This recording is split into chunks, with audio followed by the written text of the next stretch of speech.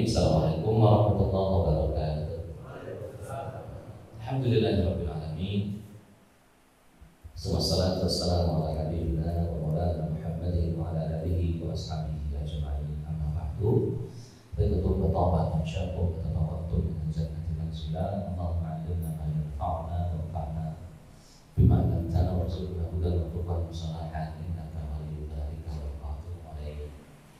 Kawan-kawan dan hadirat, alhamdulillah telah berkenan kita kembali dalam kondisi sehat walafiat di Yayasan Al-Tardir ini, Al-Tardir Indonesia. Insyaallah seperti biasa pekan kedua kajian kita adalah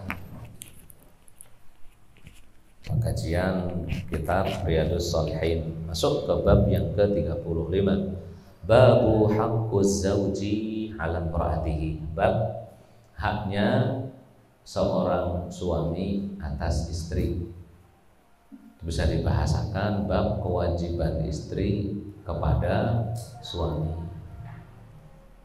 Imam Nawawi rahimahullah wa radhiyallahu an mengambil ayat surat An-Nisa, ya, surat An-Nisa ayat yang ke-34. A'udzubillahi minasyaitonir rajim. Bismillahirrahmanirrahim. الرجال قوامون على النساء بما فضل الله بعضهم على بعض وبما أنفقوا من أموالهم فالصالحات قانتات حافظات للغيب بما حفظ الله, yaitu ar-rijalu qawwamuna 'alan nisa. Ar-rijalu qawwamuna 'alan nisa ay yaqumuna 'alaihinna qiyamal mulati 'ala ar-ra'iyyah. Jadi seorang laki-laki adalah pemimpin, yaqumuna 'alaihinna qiyamal mulah, sebagaimana para pemimpin yang lain. Sedangkan rakyatnya adalah istri. Ya, wa 'allala dzalika bi amrayn, dan disebutkan yang menyebabkan laki-laki menjadi pemimpin itu ada dua hal dalam ayat ini. Yang pertama, wahbi atau fitri. Secara fitrah memang laki-laki ditakdirkan berbeda dengan perempuan, yaitu firman Allah, bima faddalallahu ba'dahum 'ala ba'd. Karena memang secara penciptaan, dari awal penciptaan, dari fisik, cara berpikir, kekuatan tubuh berbeda. Bisa babi tafdilihi rijal 'ala nisa'i bi kamalil aqli wa husnit tadbiri wa mazidil quwwati fil a'mali wa ta'at.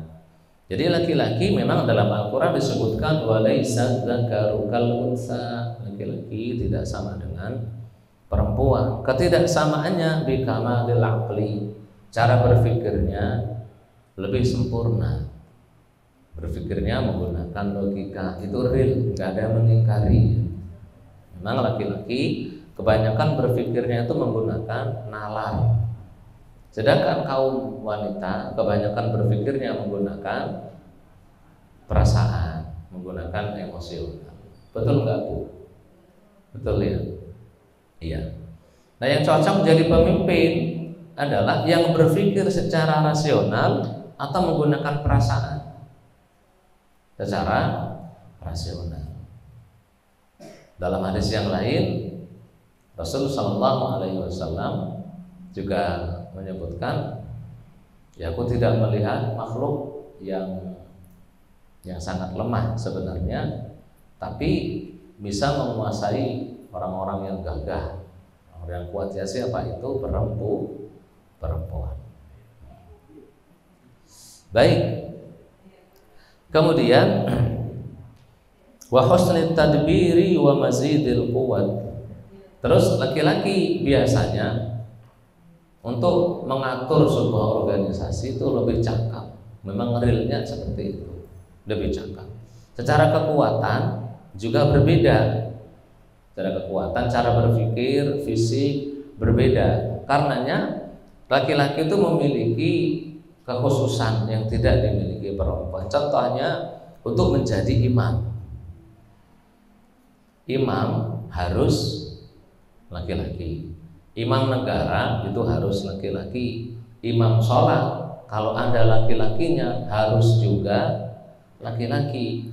Laki-laki boleh ngimami perempuan dan lebih afdal diimami laki-laki meskipun seluruh jamaahnya perempuan dibandingkan seluruh jamaah perempuan ini diimami oleh perempuan. Lebih afdal laki-laki. Karena mengapa? Kalau imamnya laki-laki, bacaannya bisa dijaharkan sejahar-jaharnya, sekeras-kerasnya boleh, pakai speaker pun boleh, gitu istilahnya ya. Ini ada masjid di pesantren khusus perempuan. Yang imami siapa? Ustadz Amin, Saiful Amin, atau Ustadz Yusuf. Bisa pakai speaker imaminya, bisa. Tapi kalau yang imami adalah Ustadzah Fulana, Ustadzah siapa? Anggap Ustadzah Siti Rahimah ngimami, boleh di speaker? Enggak boleh. Karenanya lebih afdal diimami oleh laki-laki. Wal wilayah wa iqamatis sya'airi wasyahadati fi majami'il qadaya. Ya, syiar-syiar keagamaan itu kebanyakan laki-laki yang bertanggung jawab. Jihad, perempuan wajib jihad? Enggak, yang wajib siapa? Laki-laki kan gitu. Sholat Jumat, yang wajib siapa? Laki-laki. Perempuan? Enggak wajib, seperti itu. Nah, karena kewajiban laki-laki itu lebih banyak, dikhususkan juga warisannya lebih banyak. Kalau enggak ada anak perempuan, adanya anak laki-laki, bahkan laki-laki ngambil seluruh sisanya, gitu ya. Ngambil seluruh sisa. Kalau ada anak perempuan, nggak ada anak laki-laki, anak perempuan nggak jadi asobah, nggak ngambil semua sisa. Bagiannya ya kalau nggak setengah, 2/3, setengah kalau sendiri, 2/3 kalau lebih dari 1, 2 ke atas. Itu.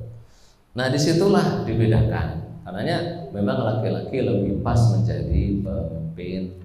Jadi kita di keluarga, laki-laki harus menjadi kepala keluarga, harus menjadi pemimpinnya, bukan ibu, bukan istrinya, ya.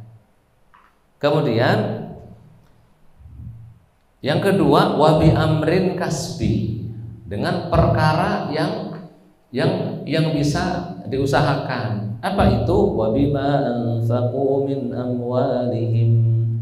Jadi di samping secara penciptaan laki-laki dibuat berbeda oleh Allah, secara kewajiban laki-laki lah yang wajib memberi nafkah kepada istrinya. Nah jadi ya laki-laki harus punya sifat ini. Kita laki-laki harus punya sifat ini pada istri. Yang belum nikah harus kelihatan dua sifat ini. Sampai pada punya anak laki-laki, dua sifat ini harus kelihatan dulu. Kalau anak laki-lakinya sudah ngebet nikah, siap jadi pemimpin, atau cuma bersembunyi di balik ketiak istri, jangan sampai gitu ya. Harus jadi pemimpin, jangan malah jadi suami-suami takut istri, nggak boleh. Dilihat anak-anaknya, sudah siap menikah, lihat, sudah bisa memberi nafkah atau belum. Oh sudah bekerja, kerjanya juga cukup gitu untuk membiayai satu istri gitu, cukup ya. Kalau mau nikah dilihat, tinggal jiwa kepemimpinannya, jiwa tanggung jawabnya, jiwa mengayominya, cara berpikirnya sudah dewasa atau masih kekanak-kanakan. Ada yang usianya 40 tahun lebih masih kekanak-kanakan, ada yang di bawah 30, 20-an tahun lebih tapi sudah dewasa, ada. Ya kalau mau nikah silakan dinikahin ya, anak laki-laki sudah siap bertanggung jawab dan memang punya penghasilan. Dengan dua hal ini laki-laki menjadi pemimpin. Kalau salah satunya hilang, pasti akan ada masalah di keluarga. Pemikirannya bagus, iya gitu ya, pinter, tapi nggak mau ngasih nafkah. Nggak mau ngasih nafkah, pengen jadi pemimpin, nggak mau ngasih nafkah. Kira-kira si perempuan, ibu-ibu, sampean terima atau enggak? Enggak kan? Ya enggak terima. Ngatur-ngatur tapi nggak ngasih uang belanja. Iya. Ngatur-ngatur nggak bisa beliin, nggak mau ngasih, beli baju juga nggak ngasih, kan gitu ya. Iya. Mau kemana juga motor kakak dibeliin, bahasanya gitu ya. Mau kemana nggak pernah, ya nggak mau beri nafkah. Ya, makanya dikasih patok-patokan sama Rasulullah Shallallahu Alaihi Wasallam. Kasih nafkah saya, perempuan boleh gitu. At'imni au talliqni, ngasih makan saya, kasih nafkah saya, atau ceraikan saya, gitu. Ya gagah gitu ya, tapi nggak mau ngasih nafkah. Berguna nggak Bu buat sampean Bu?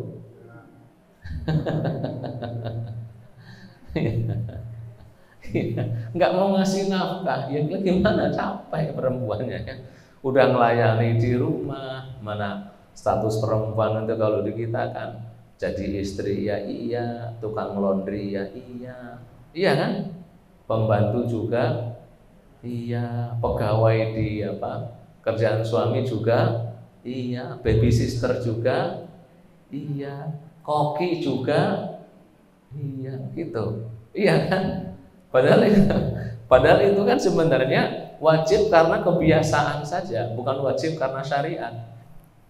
Wajib karena kebiasaan masyarakat mewajibkan seorang istri ya masak, ya nyetrika, ya apa. Suaminya nggak mau tanggung jawab. Ya kalau nggak mau tanggung jawab silakan ceraikan saya, kan gitu. Nah terus kalau suami sudah punya dua sifat ini, sifat apa? Secara khilqah, secara fitrahnya yang memang dewasa secara berpikirnya gitu dan bertanggung jawab, maka perempuan harus melaksanakan haknya. Apa haknya? Fassalihatu qanitatun hafizatun lil ghaibi bima hafizallah. Ya harus menjadi istri-istri yang salihah.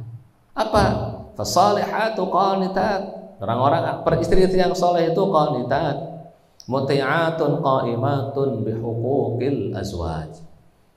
Ya benar-benar menjaga hak-haknya suami.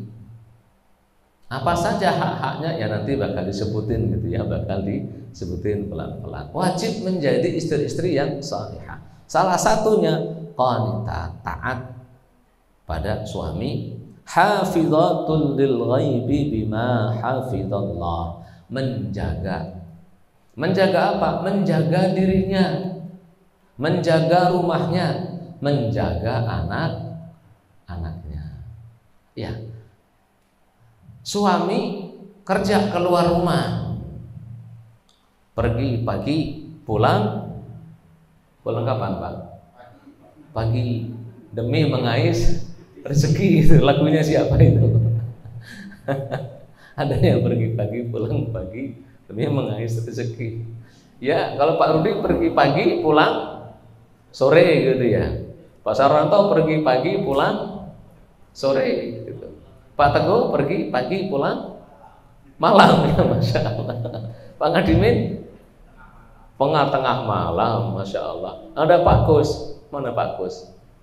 Pak Gus pergi pagi pulang setelah sepekan gitu malah. Ke pulau mana ya kan, demi cari minyak di tengah-tengah pulau gitu ya, di tengah-tengah laut, benerin apa mesin apa. Iya, jadi perempuan wajib menjaga dirinya, nggak ada selingkuhan, nggak ada. Mau cari apa? Yang ada di laki-laki solok sama dengan yang dimiliki suaminya, betul nggak Bu? Tentu iya sama saja. Lah iya toh? Ya podo wae, cari apa sama gitu. Kalau sono kaya suaminya miskin, nah kenapa dulu dinikahi? Nah iya, emang sono kaya selalu kaya? Enggak kan? Enggak, dirinya dijaga, enggak boleh lemes. Apa lemes itu? Hah? Murahan nggak boleh, ya dijaga. Ada rekan teman kuliahnya, mungkin teman sekolahnya dulu WA, nanyanya kok macam-macam, blok. Halo, assalamualaikum, waalaikumsalam. Gimana kabar? Sehat? Alhamdulillah. Masih dibahas kan kalau? Gimana kabar? Sehat? Anak suami sehat? Sehat. Mau curhat dong? Blok. Mohon maaf, nggak nerima curhat. Semua keluarga ada masalahnya, ya apa enggak? Iya. Kita punya masalah, orang lain punya masalah. Ini di sini senyum-senyum, mak-maknya di sini senyum-senyum, cuma nggak tahu kalau di rumah, ya. Iya kan?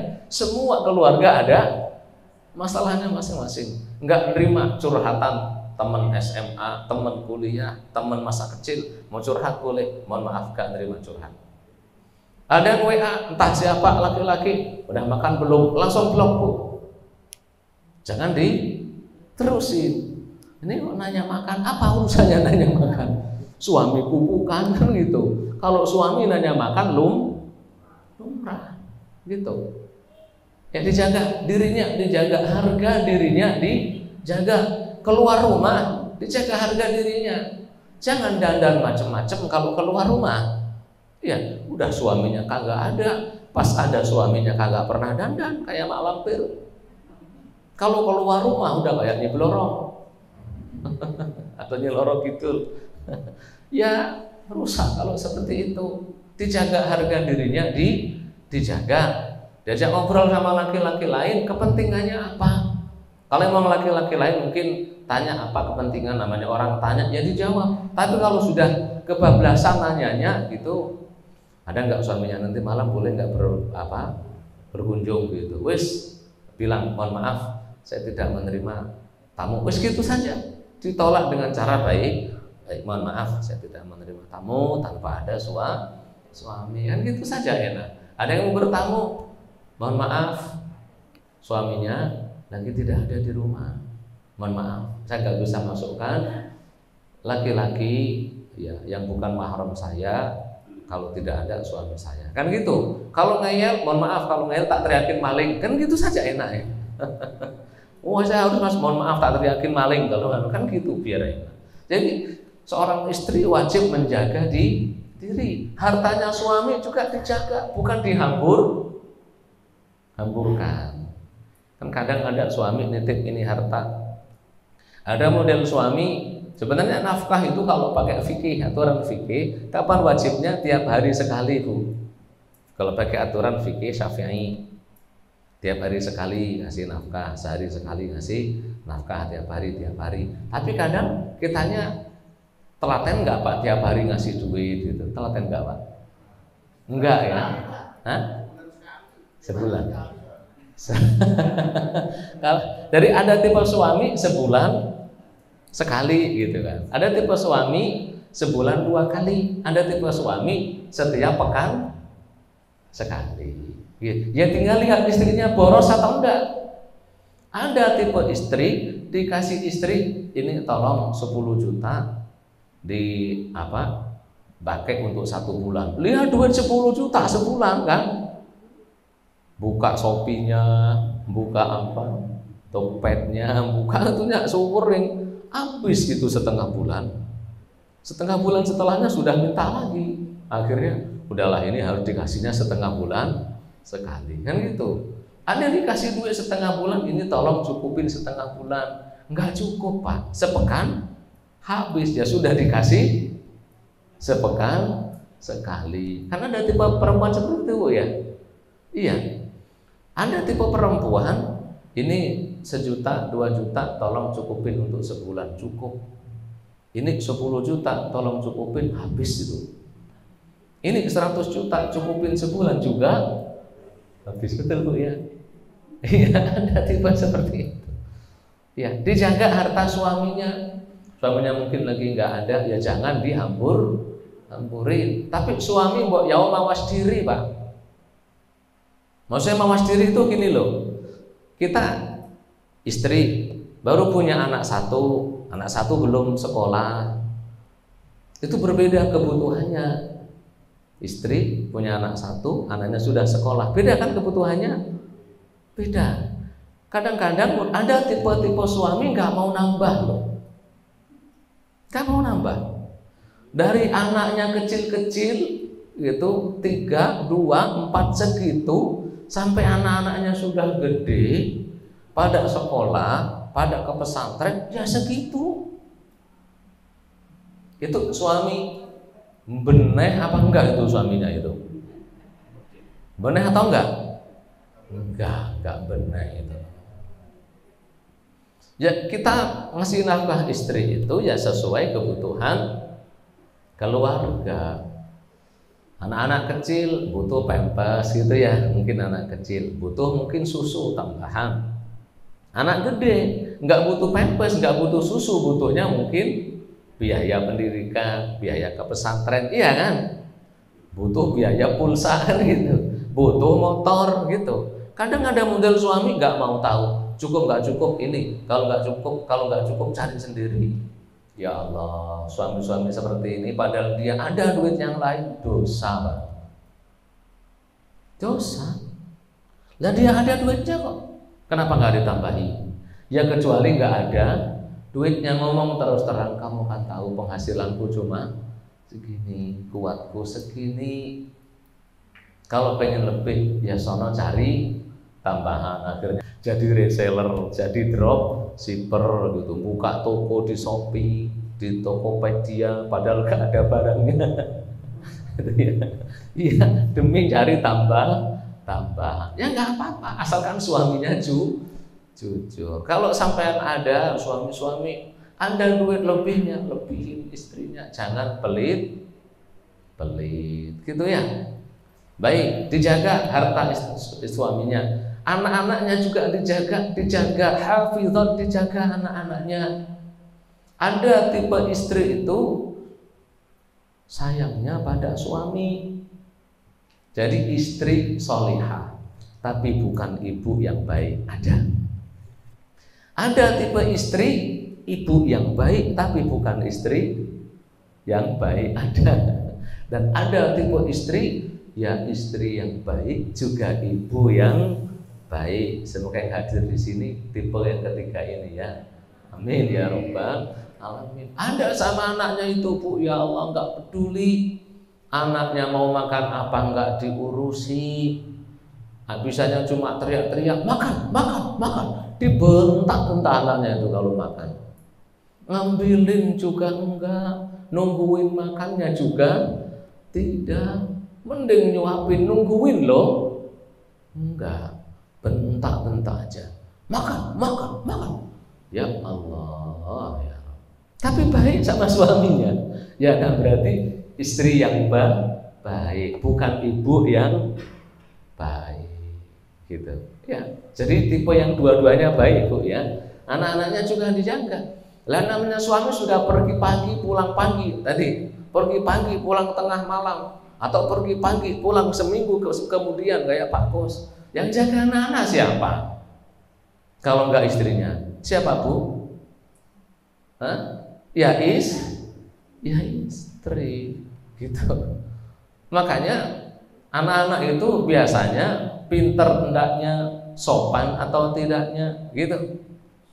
Tergantung ibunya, tergantung si istri. Nah kalau istrinya itu setiap hari nggak mau interaksi dengan anaknya, maunya cuma pegang HP. Kalau ngupdate status WA sama status Facebook seneng sekali, tapi ngajarin anaknya enggak kan gitu. Bermain sama anaknya nggak pernah. Anaknya suruh main sama main sendiri, nggak mau bermain sama anaknya. Ya sudah, anaknya jadi apa? Anak kok ya diajak main apa? Petak umpet, mungkin main tebak-tebakan gitu kan. Diajarin gambar, diajarin nulis apa, diajarin ngelukis, mungkin diajarin ngerakit mainan biar ada kenangan indah dengan sampean. Jangan anak itu lihatnya umi mah atau ibu mah, emak mah HP, iya kan? Emak mah HP itu.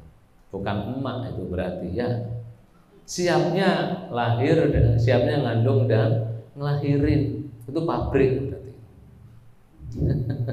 Pabrik ya nggak siap jadi emak. Kalau jadi emak ya anaknya dijaga, dididik, dirawat, bagaimana akhlaknya dilihat, bagaimana omongannya dilihat, bagaimana pergaulannya dilihat. kapan mainnya, kapan pulangnya, dilihat semuanya. Bu, jangan nurutin sinetron, ya, jangan nurutin drakor, ya, jangan nurutin drakor. Karena kita yang laki-laki ini sudah sibuk di luar sudah capek berjibaku, sampean di rumah tanggung jawab untuk anak-anak, jaga. Fasalihatu qanitatun hafizatun lil ghaibi bima hafizallah. Ya, dijaga. Baik. Menjaga apa lagi? Ya, semuanya dijaga, rumahnya juga dijaga, hubungan suami dengan mertua juga dijaga, mertua juga dijaga. Yang paling banyak kasus adalah ketidakakuran antara seorang istri dengan mertuanya. Iya mana? Paling banyak terjadi kasus. Kalau seorang suami dengan mertua jarang terjadi kasus nggak akur. Betul atau enggak? Betul kan? Iya. Ya kita alhamdulillah kurang-kurang aja lah ya. Alhamdulillah. Cuma kalau istri-istri ini bagaimana biar akur? Pak, dinasihatin istrinya. Bilang kepada istri yang sayang, kalau manggilnya sayang, atau manggilnya Umi mungkin, atau manggilnya Dek. Ingat, aku ini tetap anak makku, ya. Aku suamimu, tapi aku tetap anak mak dan bapakku. Aku wajib berbakti pada bapak dan makku. Kamu juga berbuat baik, ya. Perlakukan bapak makku dengan baik. Karena bagiku tidak ada yang bisa menggantikan bapak dan emakku, gitu. Kalau yang menggantikanmu banyak, ya, gitu ya. Kalau berani ngomong gitu ke istrinya, insya Allah istrinya baik sama mertua. Coba aja Pak Teguh kalau nggak percaya. Hah? Coba aja, coba. Pak Nandan, coba aja kalau nggak percaya, coba saja. Nah, insya Allah kalau dibilang seperti itu, kalau bapak emakku itu nggak ada gantinya. Tapi kalau kamu istri banyak gantinya, insya Allah. Kalau kamu musuhin ibuku, musuhin emakku, banyak gantinya. Insya Allah akur, nggak akan ngomongin ibu kita dengan yang jelek-jelek. Kedengeran sekali udah takut dia, begitu ya. Jangan malah ngomongin mak kita, malah kita dukung juga bener. Oh, diam. Jangan ngomongin mak saya dengan buruk. Jangan ngomongin bapak saya dengan buruk. Mereka itu yang paling berjasa. Setelah Allah, setelah Rasul, manusia yang wajib saya berbakti mereka itu. Enggak boleh saya bagi-bagi kasihnya. Bapak emak itu enggak boleh dibagi kasihnya. Kalau istri boleh dibagi kasihnya. Boleh enggak? Boleh. Dari 100% kasih kepada istri boleh dibagi 2, 50. Boleh dibagi 3, 30-an. Boleh dibagi 4, 25-an. Pak Sarwanto, senyum-senyum aja Pak Sarwanto ini, kayak senyum-senyum aja ini. Iya. Jadi dinasihati dengan baik-baik seperti ini, insya Allah istri kita ya nggak akan macam-macam dengan bapak emak kita. Ya pasti berbuat baik, ngomongnya juga ngomong baik, gak akan bentak-bentak. Bilangin, saya ini gak berani bentak bapak emak saya. Apapun permintaan emak bapak saya akan saya turuti. Ngomong gitu. Jadi tolong kamu jangan nyakiti bapak emak saya. Dan saya juga gak akan nyakitin bapak emak, wis mesti gitu. Ya, dibilangin gitu. Insya Allah istri juga gak akan ribut dengan mertua.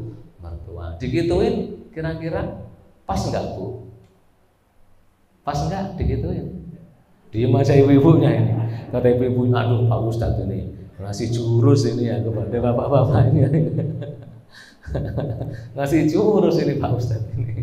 Iya kan baik-baik, ngomongnya baik-baik. Karena memang ya sebagai seorang istri jangan pernah sampai yang menghalangi seorang suami berbakti kepada bapak.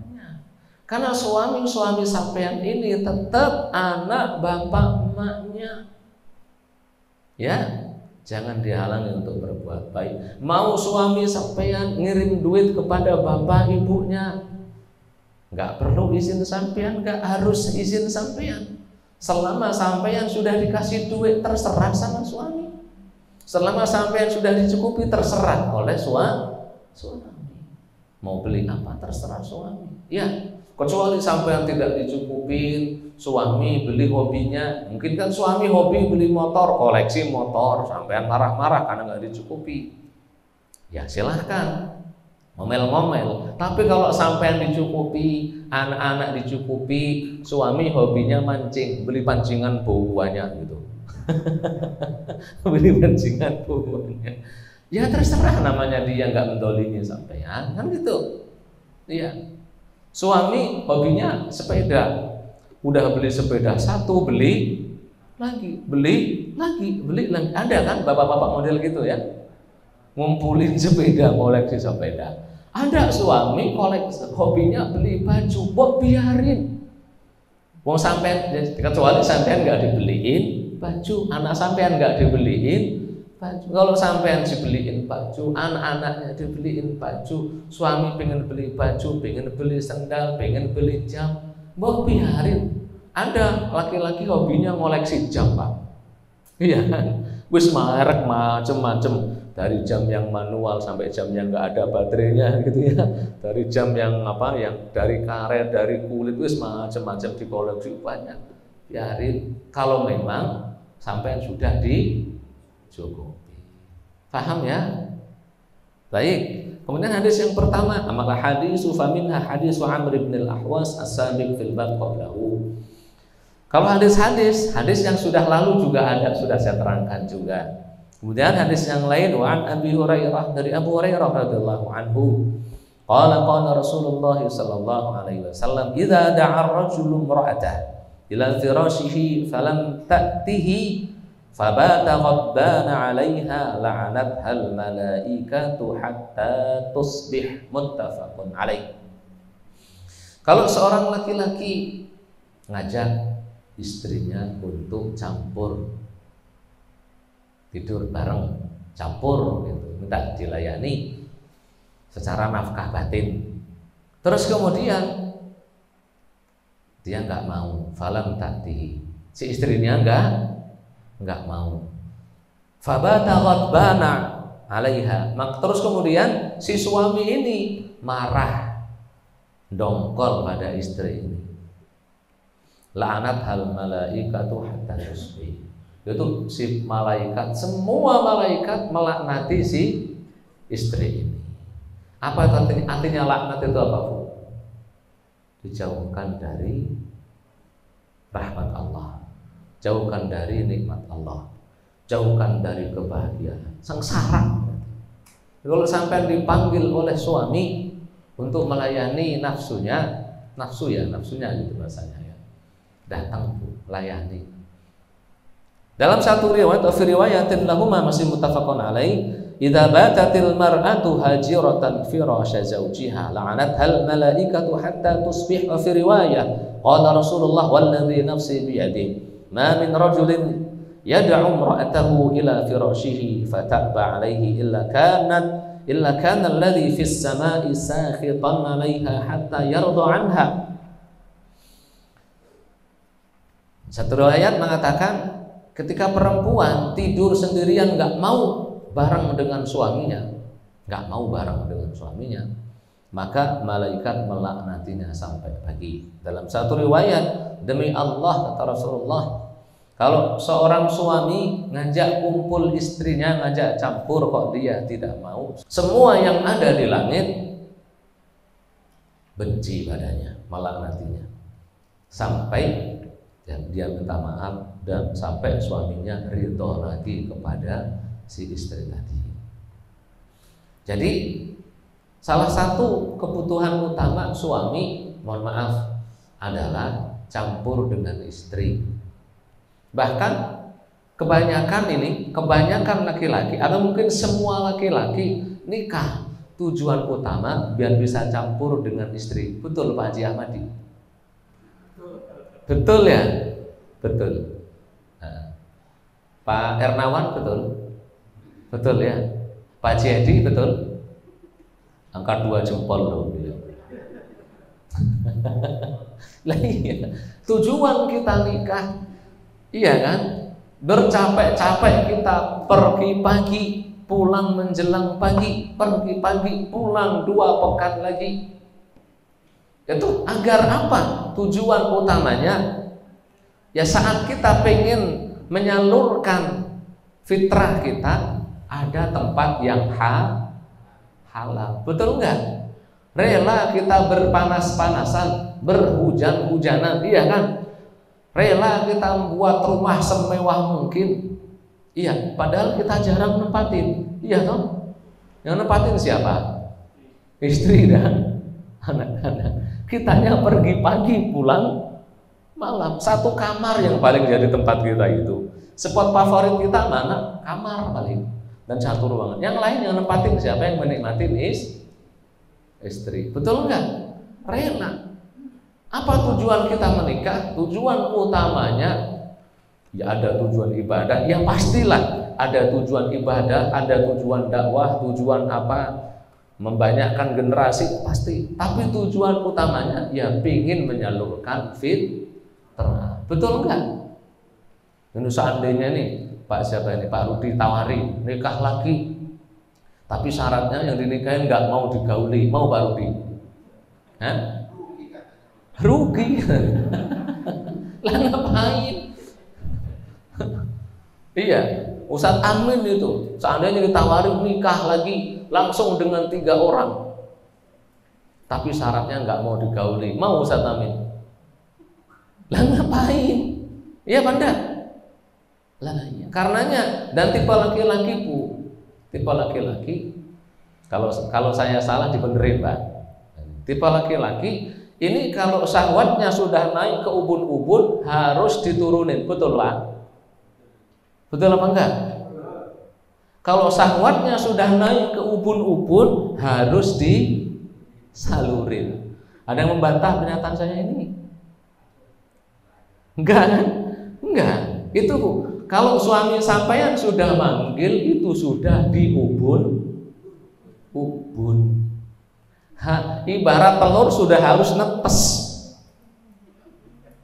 Ya, harus dipecahin itu.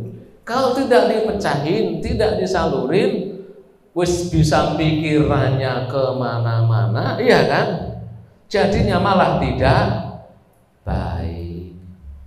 Beda dengan ibu-ibu. Beda kan? Beda. Jarang sampean itu minta jatah ke suami, betul nggak Bu? Ya jarang. Iya, paling seumur-umur menikah sampean Pak, nggak pernah suami istrinya minta duluan. Iya apa enggak, Pak Sarwanto? Iya, kata Pak Sarwanto. Ya Pak Sarwanto duluan terus ya. Mohon maaf ini pembahasannya agak agak dewasa dikit. Ya tapi memang menjelaskan.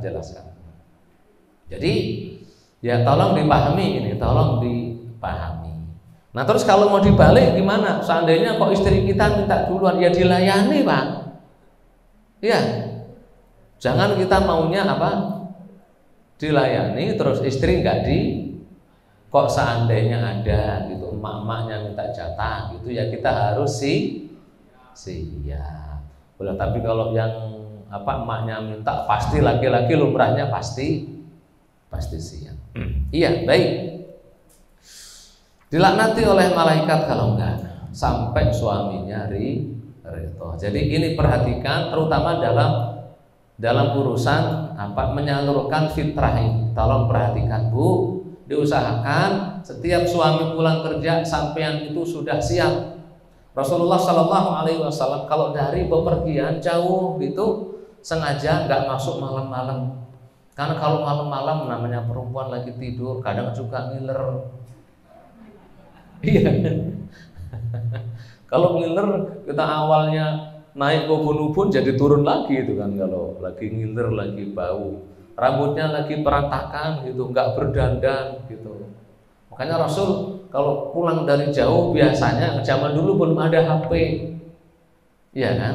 Nah, kalau sekarang kan mau malam mau siang biasanya suami sampean kalau pulang ngabari nggak? Ngabari kan? Ngabari pulang dari jauh. Udah sampai ini, itu maksudnya sampean mbok dandan, mbok mudengo gitu loh. Mandi, yang panjang-panjang dicukuri gitu ya, yang kotor-kotor dibersihkan, siapin semprotin minyak wangi, kamarnya juga rapikan, rumahnya juga dirapiin biar dilihat jadi enak gitu. Jadi maksudnya seperti itu. Sebisa mungkin, aduh capek Pak Ustadz, mungkin kan sampean capek itu, si suami tenaganya tenaga kuda itu, nggak ada capeknya gitu. Sampean minum apa? Jamu. Sampean minum jamu juga ya, olahraga juga biar nggak gampang capek.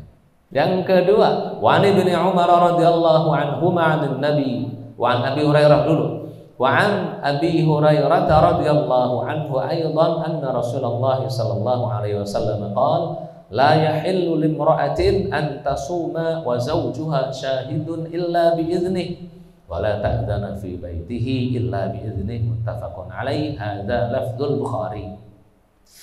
Abu Hurairah meriwayatkan Rasulullah sallallahu alaihi wasallam bersabda, tidak halal bagi perempuan berpuasa tanpa izin suaminya. Ini maksudnya puasa sunnah. Kenapa nggak boleh puasa sunnah tanpa izin suami? Karena tadi birahi itu datangnya sewaktu-waktu, Bu. Ya, sekonyong-konyong. Bisa jadi Pak Rudi pulang dari masjid lihat kucing jantan nguber kucing betina. Itu akhirnya menjadi pemantik Pak Rudi. Mungkin kan Pak Rudi ya? Ya mungkin. Iya. Atau Anda lihat burung gitu lagi nguber-uberan gitu, akhirnya Pak Sarmanto terpantik gitu kan. Karenanya seorang perempuan kalau mau puasa sunnah ngomong harus izin ke suaminya. Kalau puasa fardu wajib ngabari saja. Kita kalau istrinya ngomong, Pak saya mau qadha puasa, yang kita harus siap. Oh ya sudah. Jadi kalau mau Pak ngomong mau puasa fardu, ngomong dari malam, Bu. Maksudnya biar suaminya menyegerakan gitu ya. Hajatnya segera, ya udah malam ini saja gitu ya. Nggak usah nunggu besok, karena besok istrinya mau puasa. Gitu Pak Iwan, paham Pak Iwan nggih? Ya dikabari besok mau puasa wajib gitu. Baik, jadi nggak boleh seorang perempuan puasa sunnah tanpa izin suaminya. Kalau puasa sunnah tanpa izin suaminya nih Pak siapa namanya Pak? Pak Bambang. Pak Bambang ya tahunya istrinya nggak puasa. Pulang-pulang siang-siang pulang ke rumah, syahwatnya sudah diubun-ubun. Lah datang istrinya, lah saya puasa Kamis Pak. Boleh nggak Pak Bambang bilang udah batalin? Boleh nggak? Boleh. Udah batalin makan dulu gitu ya. Atau minum dulu batalin. Boleh karena puasa sunnah. Kalau puasa wajib ya jangan disuruh batalin. Baik, kemudian wala ta'dzana fi baitihi illa bi'idznih. Enggak boleh memasukkan orang siapapun tanpa izin. Ini berlaku umum. Ya, berlaku umum, tapi sebaiknya dikhususkan dengan orang-orang yang ya istilahnya memang sudah mahramnya istri gitulah. Ya bapaknya istri gitu ya, adiknya istri gitu, mahram-mahramnya itu mah enggak izin juga enggak masalah jika tidak ada fitnah. Nah, kalau ada fitnah tetap sebaiknya istri minta izin ke suami.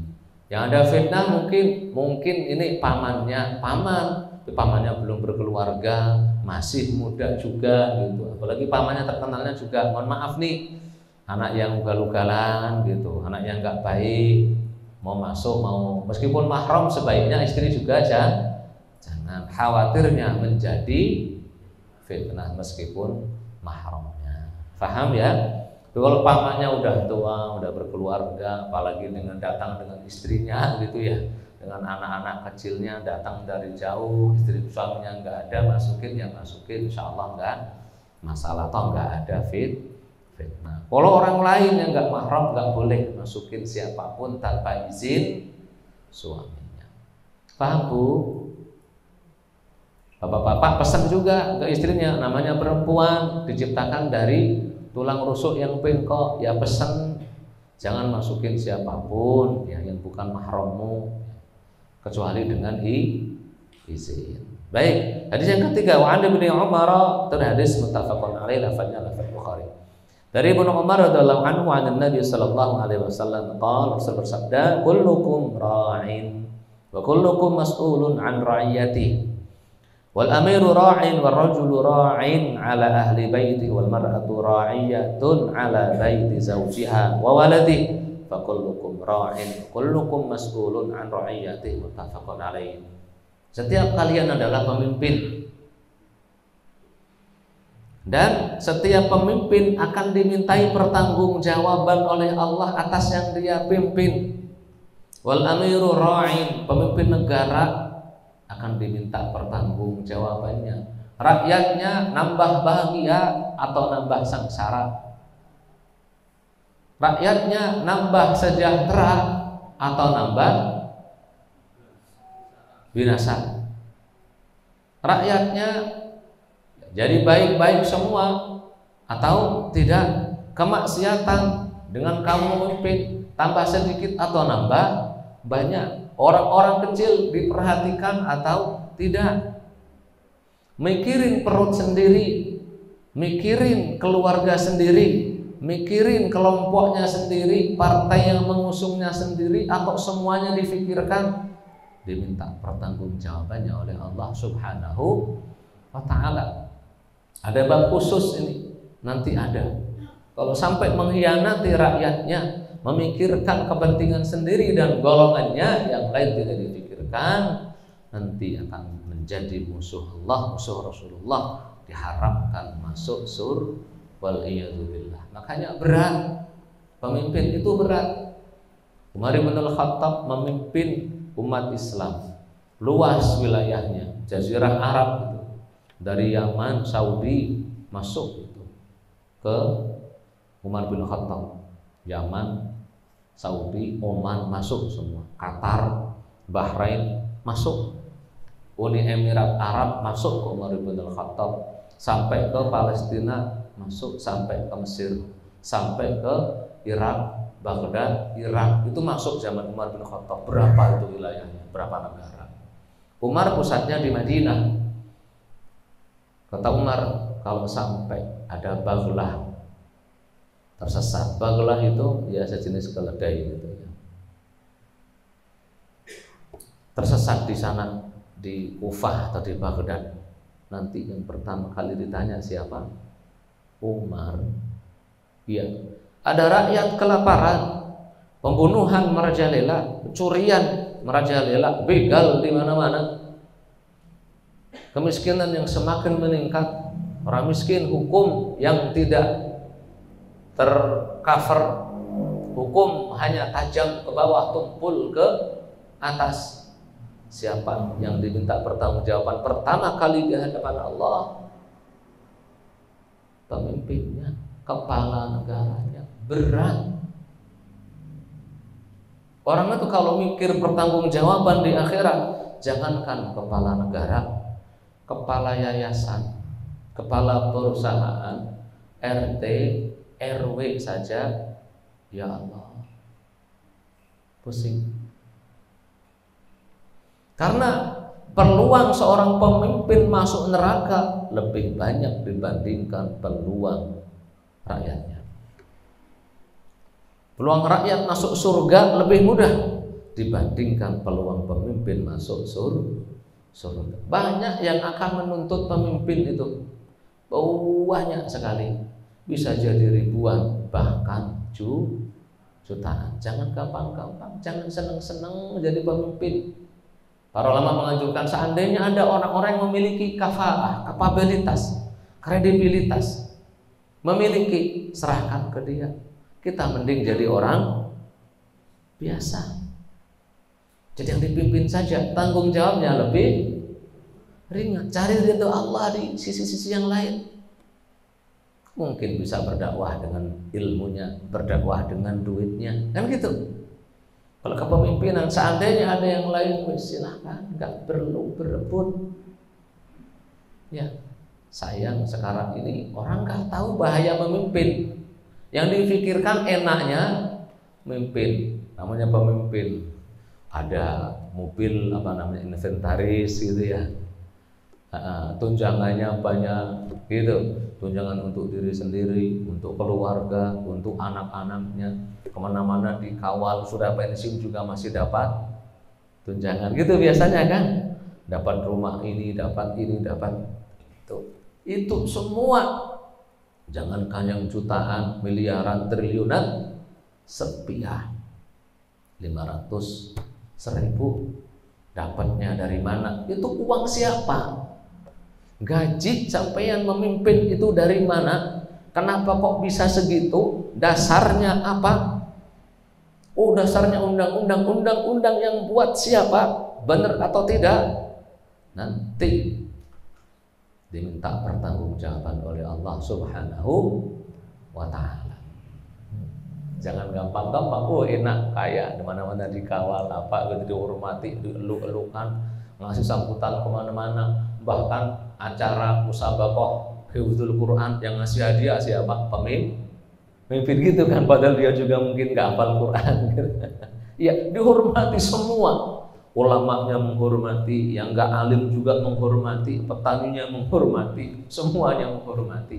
Tapi ingat, itu semua diminta bertanggung jawabannya. Warrajulu ra'in ala ahli baiti. Kita ini laki-laki diminta pertanggungjawaban, Pak. Satu istri itu diminta pertanggungjawaban, apalagi dua, apalagi tiga, apalagi empat. Pak Saranto mulai muram kayaknya ini kalau lihat pertanggungjawabannya gitu ya. Diminta pertanggungjawaban semuanya. Ini istri bener-bener enggak. Kita ambil dia baik-baik dari orang tuanya, kita perlakukan secara baik atau tidak. Bapak emaknya itu mau mukul aja mikir-mikir gitu. Iya kan? Bapak emaknya itu mau mukul mikir. Hati-hati. Itu anak orang. Bener enggak? Kita perlakukan secara baik atau tidak? Kita muliakan atau tidak? Kita lindungi, kita naungin atau tidak? Semuanya bakal dimintai pertanggung jawaban. Lah kamu beli baju kok istri nggak dibeliin baju?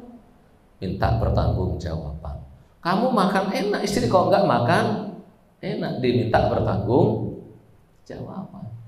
Gitu, paham ya? Nah, baik. Wal mar'atu ra'iyatun ala baiti zawjiha wa waladihi. Istri itu juga pemimpin untuk sekup rumahnya, juga anak-anaknya. Anak-anaknya jadi baik atau enggak? Yang pertama kali ditanya siapa? Emaknya. Istri. Anak-anaknya suka bentak-bentak. Karena mengapa? Lihat emaknya suka bentak. Nanti yang ditanya siapa? Dan kalau suami ditanya, ya Allah, saya pergi pagi ya Allah, pulangnya sore. Ya istri saya. Istri yang ditanya, kenapa anakmu jadi seperti ini? Anaknya lihat apa? Bergaulnya dengan siapa? Akhlaknya bagaimana? Istrinya cuma HP-an terus. Nanti ditanya oleh Allah Subhanahu wa ta'ala. Kalau sampai anaknya jadi buruk gara-gara istrinya nggak pernah ngajari ngaji, nggak pernah ngajari adab, nggak pernah ngajari sopan, nggak pernah ngajak main bareng, mainnya sama anak nggak bener, anaknya jadi nggak bener, nanti istrinya mau masuk surga, emaknya mau masuk surga, kata anaknya, nanti dulu ya Allah, nanti dulu ya Allah. Itu emak saya dulu tuh nggak peduli dengan saya, makan aja cuma dibentak-bentak terus, ya Allah, saya tuh nggak pernah ditungguin makan. Ini cuma bentak terus, nggak nungguin, apalagi nyuapin, ya Allah, enggak. Saya main dibiarin main, nggak dipilihin teman-teman main. Saya nggak diajarin adab. kena juga apa ya? Iya kan? Jadi perempuan juga, istri ini punya kewajiban menjaga rumah, juga anak-anak. Fakullukum ra'in wa kullukum mas'ulun an ra'iyati. Semua kalian itu adalah pemimpin. Kalau semua pemimpin berarti bakal diminta bertanggung jawabannya. Baik, hadis selanjutnya wa an Abi Aliin Talq bin Ali radhiyallahu anhu, dari Abi Ali Talq bin Ali. Namanya Talq, bapaknya Ali, punya anak dikasih nama Ali, namanya Abu Ali. Abu Ali bin Ali. Itu seperti itu sunnahnya sebenarnya. Yang dipakai baginda Nabi. Nabi punya bapak namanya Abdullah. Nabi punya anak laki-laki berapa? 3 ya? Ya 3. Siapa? Al-Qasim, terus Abdullah, terus Ibrahim. Abdullah ini nama bapaknya. Terus siapa? Ibrahim juga nama bapaknya. Yang enggak siapa? Al-Qasim ini. Jadi Yusuf nanti nikah, punya anak laki-laki, dinamai dengan nama bapaknya. Boleh. Bapaknya Kusna, jadi Abu Kusna bin Kusna gitu. Boleh gitu ya. Boleh. Nah, Pak Teguh bapaknya namanya siapa? Haryanto. Iya, Haryanto. Punya anak laki-laki, dinamai Haryanto, boleh enggak? Boleh. Jadi Abu Haryanto bin Haryanto. Kayak seperti ini, Abu Ali bin Ali. Anna Rasulullah sallallahu alaihi wasallam qala, Rasulullah sallallahu bersabda, "Idza da'a ar-rajulu zawjatahu li hajatihi falta'tihi wa in kanat 'ala tanur." Rawahu Tirmidzi wan Nasa'i. Qala Tirmidzi haditsun hasanun sahih. Kalau seorang suami manggil istrinya untuk keperluan, kalau tadi kan keperluan masalah, mohon maaf, masalah apa? Masalah nafsu gitu ya, masalah menyalurkan fitrahnya. Ini secara umum, ya ini masuk juga. Suaminya ngajak campur, istrinya lagi masak. Kata Rasul, meskipun sedang masak, silahkan masaknya ditinggal dulu, apinya dimatiin. Padahal zaman dulu nyalain api itu sulit atau mudah? Sulit, Pak. Belum ada korek api, belum ya. Minyak tanah sudah ada? Belum. Buat apinya paling masih diurak-urak gitu ya, diputer-puter gitu, masih seperti itu. Suruh matiin Bu pakai kayu bakar. Nah sekarang sampean apinya tinggal cetek, itu aja masih males-males. Gitu. Kalau ini secara umum lihajatihi, untuk kepentingannya. Karena kadang seorang suami itu kadang marah-marah. Kalau istrinya dipanggil susah, diem. Dipanggil ma gitu, diem. Apa gitu, dari jauhan. Ya kan? Minta makan, ambil sendiri gitu. Kadang nunjuk itu pakai bibir, Bu. Bibirnya di sono. Enggak pakai ini. Lah sendok, sono gitu. Pakai bibir. Lauknya sono. Allahu Akbar. Makanya bibir mak-mak itu monyong semua itu. Kebanyakan nunjuk pakai bibir. Ya, pokoknya yang baik. Nunjuk itu kalau orang Jawa, kami nunjuk itu nggak pakai ini kalau marah. Nunjuknya pakai jempol gini loh. Tuh, gitu.